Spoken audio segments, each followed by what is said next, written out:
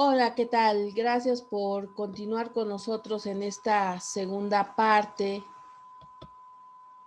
de nuestros temas del día de hoy. Toca ahora entonces el siguiente tema,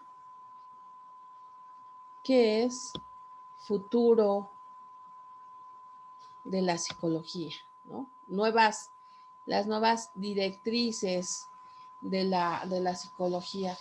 Como hemos visto a lo largo de las primeras sesiones y hasta ahorita, la psicología ha estado en constante transformación, en constante movimiento y lógicamente esto la está conllevando a otras áreas que a lo mejor hace algunas décadas parecían verdaderamente imposibles, ¿no? Estas nuevas direcciones pues lógicamente se han alcanzado gracias a la experiencia que los psicólogos han ido teniendo a lo largo de estas décadas.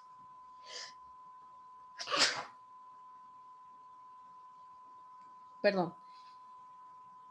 Durante, pues vamos a decir, prácticamente todo el siglo XX, la psicología, como vamos a ver en nuestra siguiente materia, estuvo dividida por diferentes escuelas teóricas.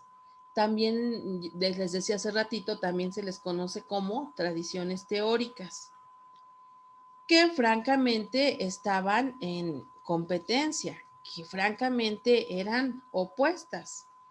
Y cruzar las líneas teóricas entre ellas, pues prácticamente era como un pecado, era como una herejía. O eras psicoanalista o eras conductista, pero no podía ser de las dos corrientes. Que bueno, además, metodológicamente, pues también era imposible, ¿no?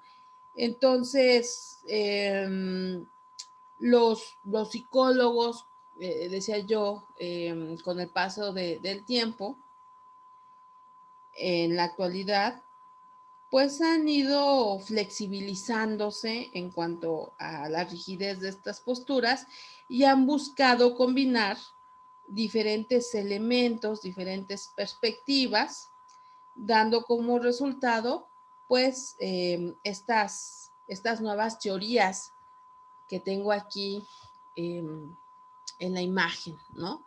La psicología positiva, la psicología evolutiva o las perspectivas múltiples. Vamos a hablar de las características de cada una de ellas. Por ejemplo,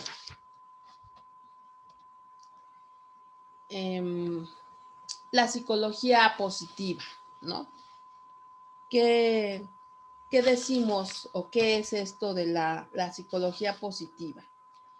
Básicamente esta corriente psicológica sostiene la idea de que la psicología debería dedicar más atención a las cuestiones positivas, a las cuestiones de la buena vida, al estudio de los sentimientos subjetivos como la felicidad y el bienestar, el desarrollo de la intimidad, la integridad, el liderazgo, el altruismo entre los seres humanos e inclusive entre la sabiduría. Y todo esto con miras a un florecimiento individual. Nos dicen los psicólogos positivos que por siempre la psicología ha buscado el tratamiento y el diagnóstico de enfermedades mentales. Este, pero realmente poco se ha buscado acerca de conocer el origen y el funcionamiento del bienestar. ¿Sí me siguen? O sea, nos hemos enfocado en lo negativo y no en lo positivo. Dicen los psicólogos, bueno, los psicólogos positivos, que ambas partes son importantes. O sea, sí es correcto que busquemos la manera de solucionar pues estos problemas como depresión, angustia, etcétera, pero también es importante pues darle primacía a los procesos, digamos, positivos. Bueno, esto yo creo que de alguna manera siempre se había sabido, pero a lo mejor no había como una base ya más sólida para hablar de ello. A mí se me ocurre ahorita un ejemplo muy sencillo. ¿Qué es lo que algunas instituciones de investigación, algunas instituciones científicas han ido descubierto en los últimos meses con respecto al COVID? Yo no sé si ustedes han escuchado que algunas personas, algunos científicos señalan que las personas que sienten miedo y que de alguna manera generan angustia con respecto al COVID son más propensas a sufrirlo. No sé si han escuchado esto. La verdad es que no suena tan descabellado. Hay mucha investigación que avala este tipo de afirmaciones, ¿no? Ahorita recuerdo que hay un video que vi hace ya bastantes años que a mí me dejó muy asombrada porque esto era algo que yo había escuchado cuando era estudiante de secundaria, imagínense ustedes. Y que cuando entré a la universidad jamás se tocó, ¿eh? No se había hablado de esta situación. Y lo encuentro, como les decía hace unos minutos, en un video no recuerdo si era de la National Geographic o de la National Geographic o de la History Channel. No recuerdo en realidad cuál, pero una de esas dos. Hablaba de cómo los psicólogos habían empezado a descubrir la importancia de las afirmaciones positivas, pero ¿dónde creen? En la Armada de los Estados Unidos. Este video habla, lo voy a buscar y les voy a mandar el enlace para que lo vean. Habla de cómo se les motiva a los reclutas, porque son reclutas, están en formación. Entonces se les enseña a tener pensamientos positivos constantemente a lo largo del día durante sus entrenamientos. Y hay registros que señalan que el cambio de pensamiento es el factor clave para que los estudiantes aprueben cursos que son verdaderamente feroces, entrenamientos feroces que van más allá de la resistencia humana. Mucha gente tenderíamos a pensar que los reclutas más fuertes, más gallardos, más viriles, son los que terminan estos entrenamientos y que a lo mejor los estudiantes menos dotados físicamente, más ñanguitos diríamos nosotros, son los que tienden a reprobar el curso. Y la gran sorpresa es que no.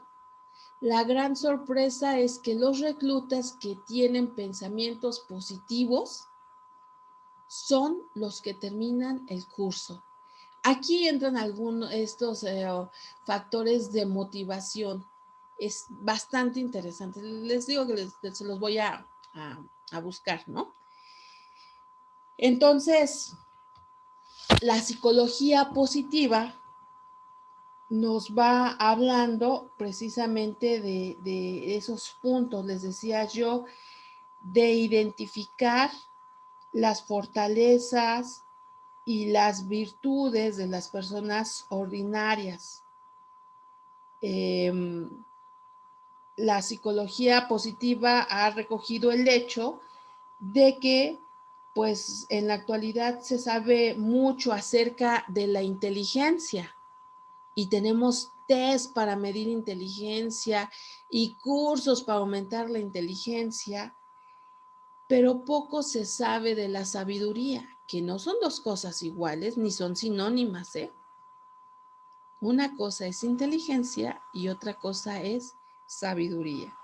Y entonces se dieron cuenta que sobre la sabiduría nadie había estudiado. Y que la verdad, pues, es un factor bastante importante en el desarrollo de los seres humanos. Hemos estudiado, dicen los psicólogos positivos, hemos estudiado sobre el estrés, pero no hemos estudiado sobre la tranquilidad. ¿Cuáles son los beneficios? Sabemos los daños que puede contraer el estrés, pero no sabemos los beneficios, ¿sí? De la tranquilidad. Y en verdad, bueno, ¿qué les puedo decir?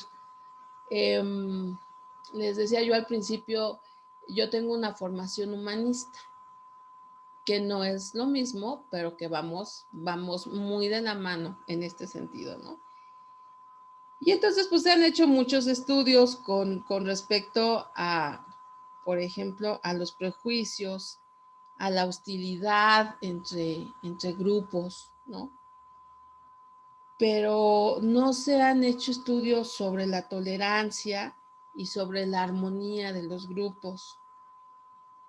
Los psicólogos han hecho, pues, avances en la comprensión de la neurología, de la depresión y de la esquizofrenia, pero no se han hecho estudios, por así decirlo, neurológicos en personas optimistas, en personas positivas. Y bueno, pues va avanzando, vamos a decirlo así, esta parte de la psicología positiva, ¿no? Los positivistas actuales, les decía yo hace ratito, señalan que sigue siendo importante abordar cómo curar, pues, todos estos aspectos negativos, pero que es de primera línea, es imperante también seguir avanzando en el estudio de lo positivo. Y esto es cierto, la verdad es que tendemos a darle luz a las cosas negativas que a las positivas. Yo leía hace poquito, hace unos días de hecho, no sé si sea verdad o sea mentira, pero el hecho de que así sucede es innegable. Decía este post que en alguna ocasión Einstein escribió la tabla de multiplicar en un pizarrón. Se imaginarán, 9 por 1, 9, 9 por 2, 18. Y así se va, y en una hierra, no sé, hagan de cuenta que escribe 9 por 8 y pone 15, y ya se sigue 9 por 9, 81, 9 por 10, 90, ¿no? Y que los estudiantes comienzan a reírse. Einstein señala, esto fue intencional.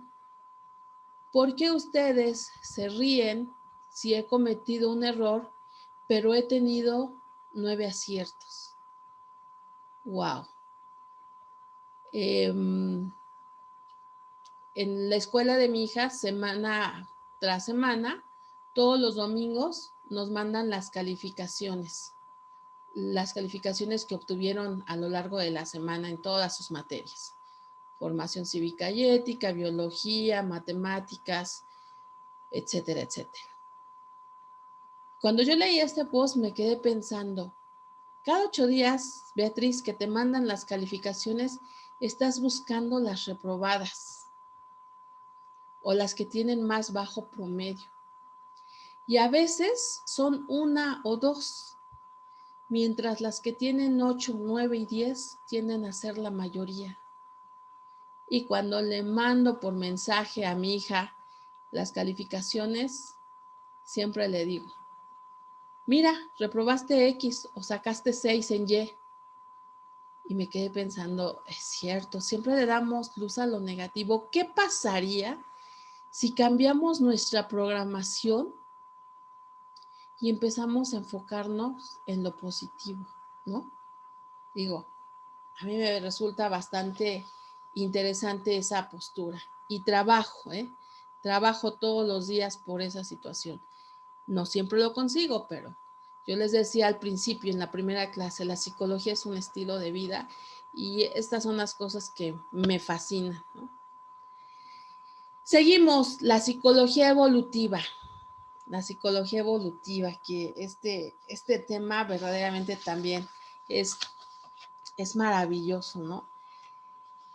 Como lo dice su nombre, la psicología evolutiva se concentra en identificar los orígenes evolutivos de los patrones conductuales y los procesos mentales y también en explorar qué valor adaptativo tienen estos procesos o tuvieron, qué funciones cumplen o cumplieron.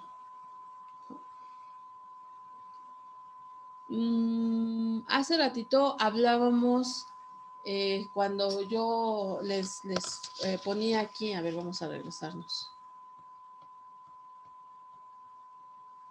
Cuando yo hablaba de estas situaciones de naturaleza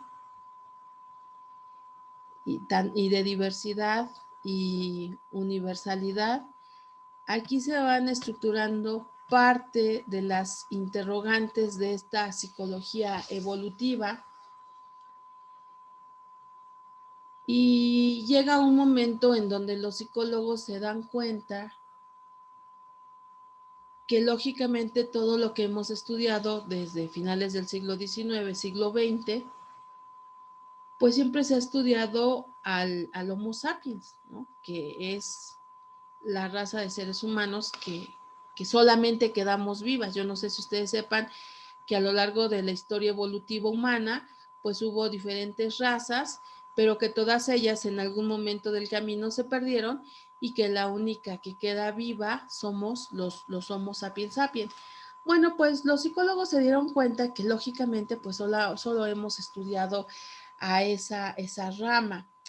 Sin embargo, pues también ahora surge la pregunta de cómo fueron también las otras razas y qué guardamos de todas ellas, ¿no?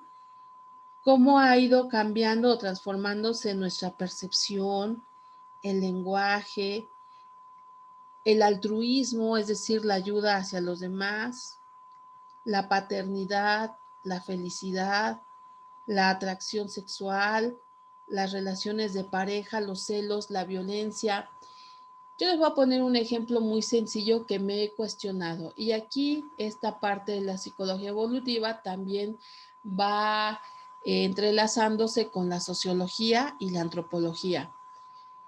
Yo he visto algunos posts de redes sociales que hablan de que los abuelos pues ya no están para cuidar nietos, ¿no?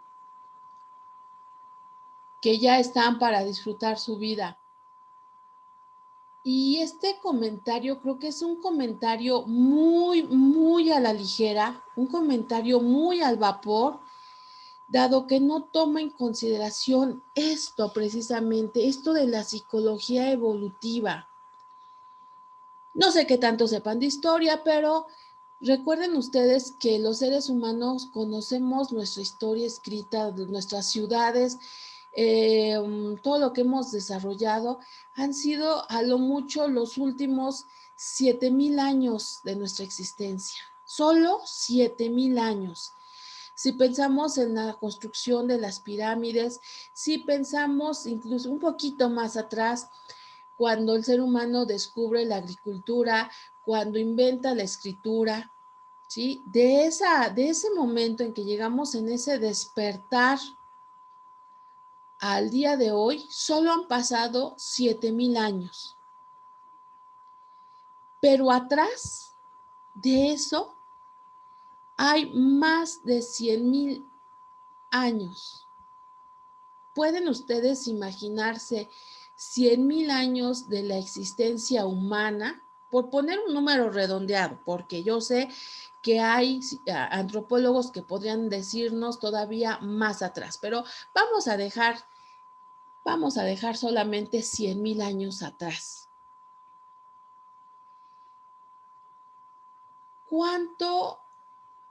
¿Cuánto tiempo estuvimos en una situación no civilizada, en donde las comunidades eran pequeñas, prácticamente 3 o 4 familias, en donde todos trabajaban como esto que tengo aquí, como un engranaje?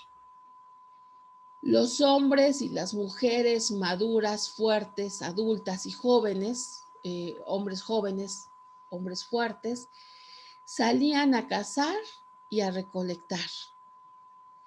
Las mujeres en estado de crianza se quedaban junto con los ancianos, porque eran los maestros, no había escuelas. Estoy hablando de hace 30,000, hace 50,000, hace 80,000 años.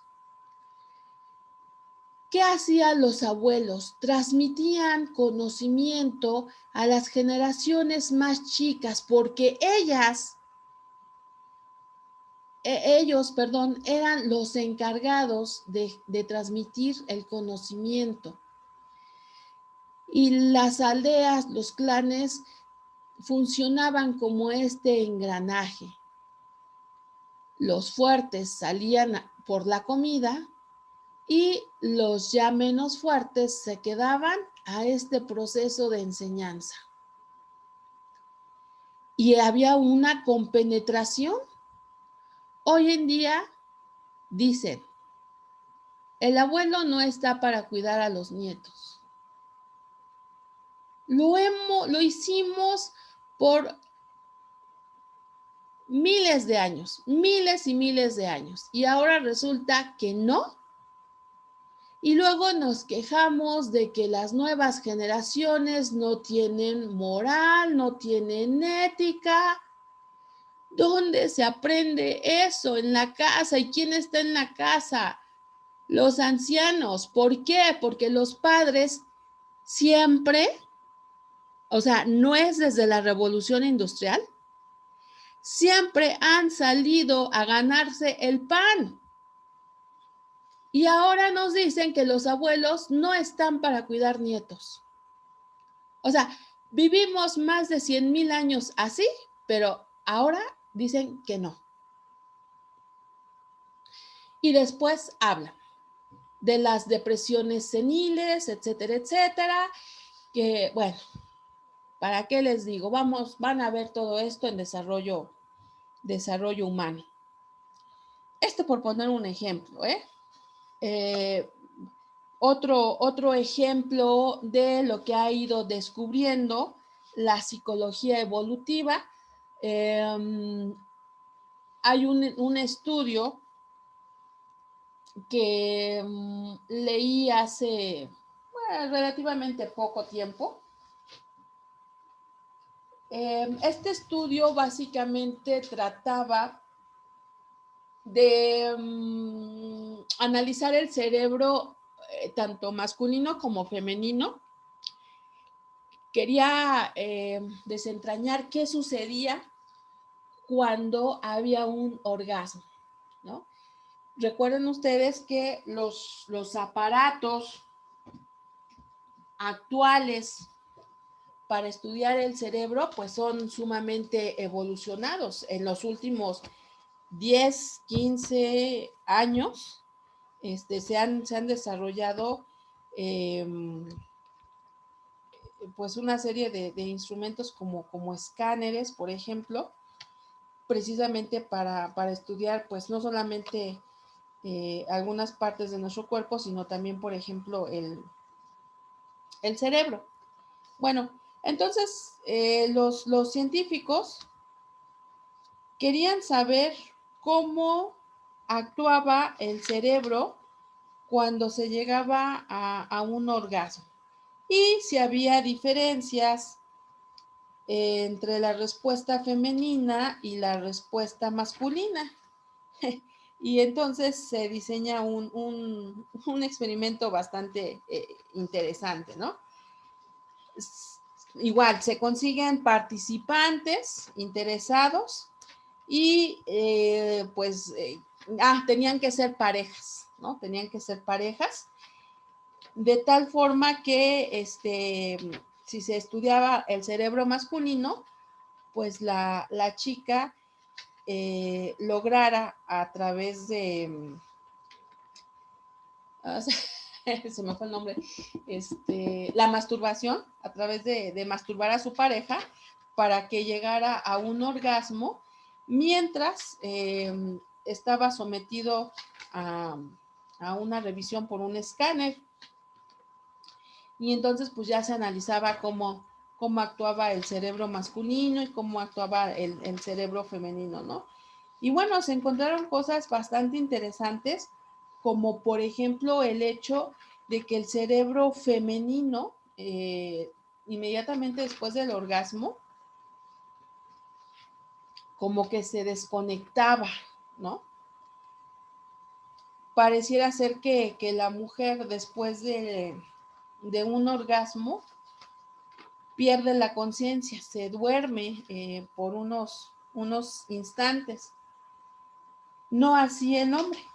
El hombre cuando llega a un orgasmo no se duerme inmediatamente. ¿Cuál es la explicación que se da?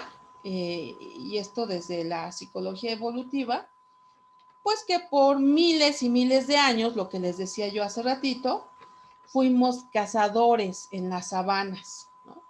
Entonces, había alguien que tenía que estar al pendiente por si se presentaba alguna situación peligrosa y pues que lógicamente esa persona de la pareja, los dos, él era el hombre, ¿no? El que tenía que estar a las vivas, diríamos nosotros.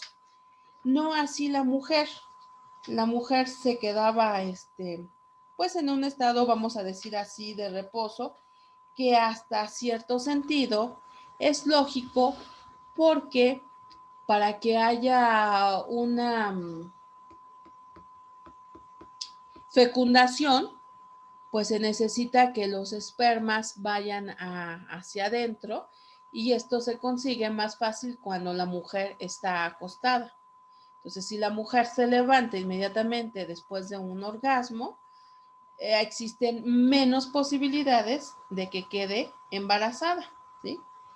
Les decía yo, esto se hizo con una máquina de resonancia magnética, una máquina de resonancia magnética. Y pues se encontraron cosas interesantes, pero bueno, lo que yo aquí quiero hacer énfasis o hacer hincapié es en esta cuestión de cómo la psicología evolutiva pues va buscando la explicación de muchas conductas que nosotros tenemos y que a lo mejor pues no nos habíamos dado cuenta de ellos. Yo no sé si ustedes sepan, pero también mucho tiene que ver con la manera en que escogemos a nuestra pareja. Hay muchos estudios, por ejemplo, ahorita que avalan que nosotros tendemos a, las mujeres somos de alguna manera las que elegimos y elegimos a partir del olor. No nos damos cuenta, pero estamos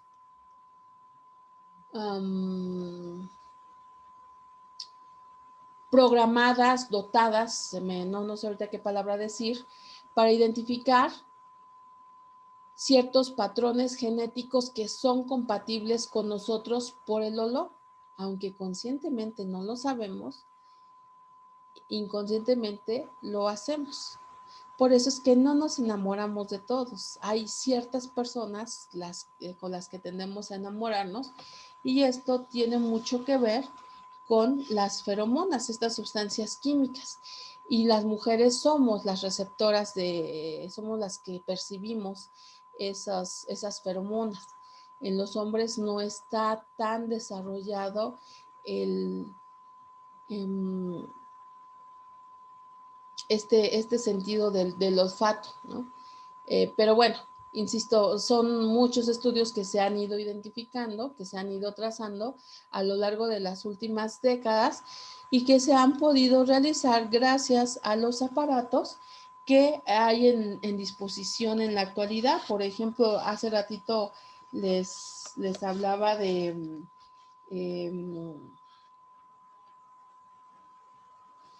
el aparato de resonancia magnética o las tomografías computarizadas, por ejemplo, también las tomografías por emisión de positrones, ¿no?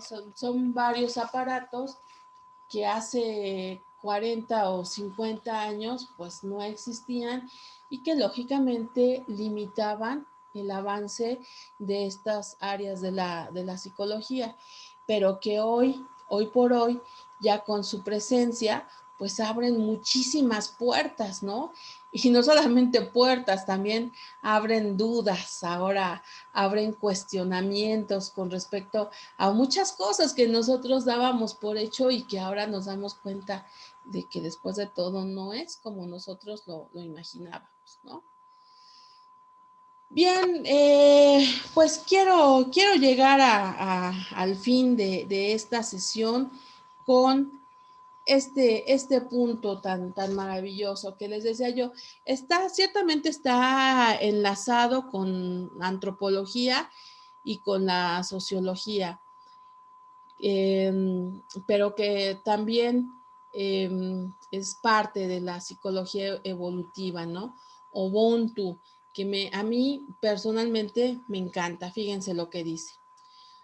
Una pequeña historia que vale la pena leer. Un antropólogo propuso un juego a los niños de una tribu africana.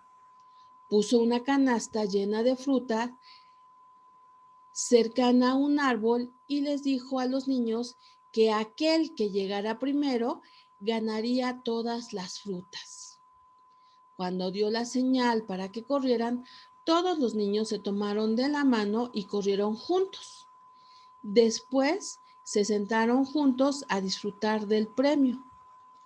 Cuando él les preguntó por qué habían corrido así, si uno solo podía ganar todas las frutas, le respondieron: Ubuntu. ¿Cómo uno de nosotros podría estar feliz si todos los demás están tristes? Ubuntu en la cultura Xhosa significa yo soy porque nosotros somos. ¿En qué momento de la historia humana perdimos ese engranaje, esa unión social?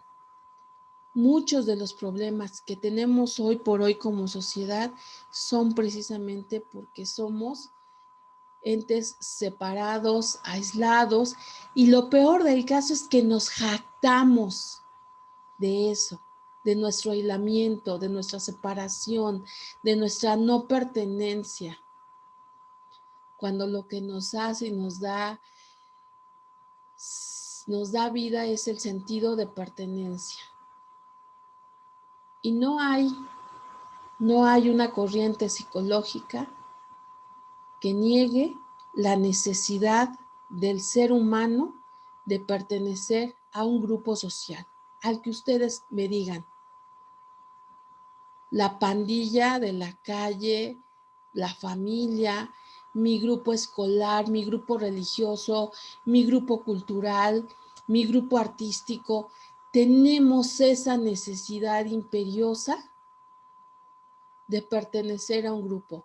Hoy, casualmente, leía yo una frase, no recuerdo, era también africana, fíjense ustedes qué interesante, era una frase africana, que decía que aquel individuo que no es abrazado por su tribu, quemará la aldea para sentir el calor de esta. Por supuesto es metafórico y no tanto. ¿Qué sucede, por ejemplo, con muchos de los asesinos seriales, pero sobre todo también con los asesinos en masa, que de repente nos enteramos mucho de que en Estados Unidos sucede, ¿no? Ese chico, esa chica que llega con una pistola tratando de eliminar a los integrantes de su grupo social porque se siente excluido. O de los matricidios o patricidios, en donde el padre o la madre no fueron lo suficientemente hábiles para incluir al niño dentro de este grupo social tan importante que es la familia. Y el niño crece con una sensación de no pertenencia hasta que explota y asesina al padre o asesina a la madre, que es una de las cosas tabús más grandes en nuestra sociedad. Pero ellos lo hacen. ¿Por qué? Por esa falta de sentido de pertenencia, ¿no? Pero bueno, en esta ocasión entonces lo dejamos aquí, terminamos nuestra sesión pues con esta reflexión de Ubuntu, ¿no? Nuestra vida hoy por hoy en el mundo sería más fácil si todos tuviéramos este sentimiento de entrelazamiento como esta cultura Xhosa, ¿no? Y hiciéramos Ubuntu toda la vida. Muchas gracias por su atención. Nos conectamos por Zoom, por favor.